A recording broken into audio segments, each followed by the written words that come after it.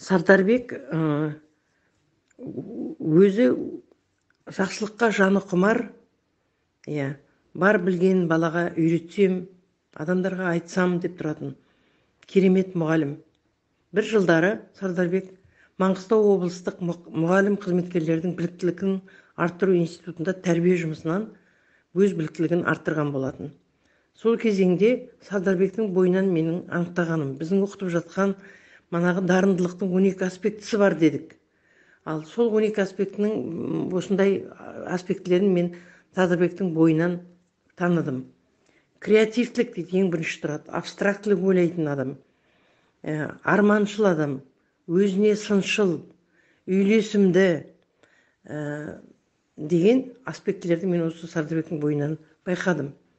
Енді бұндай мұғалім ер адамдардың ішінде кемде-кем, яғни ол өзінің білгенін манағы өзінің мектебіне барып, мектебін көркейтіп, келесі жақсы деген мектептерді көріп, мен Фейсбуктан да көріп отырмын.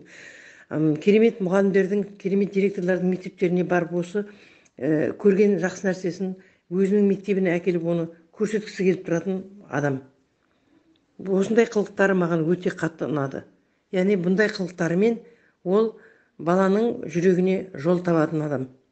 Ата-анамен жақсы жұмыс жасайды, өзінің қасындағы қатарындағы ұстаздармен жақсы бірлікте жұмыс жасай алады. Яғни бұндай адамды әкім қылып қою керек.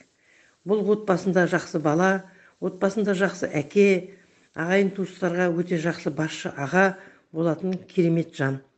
Сондықтан мен Сардарбекке тек қана сәттілік, жақсылық тілеймін.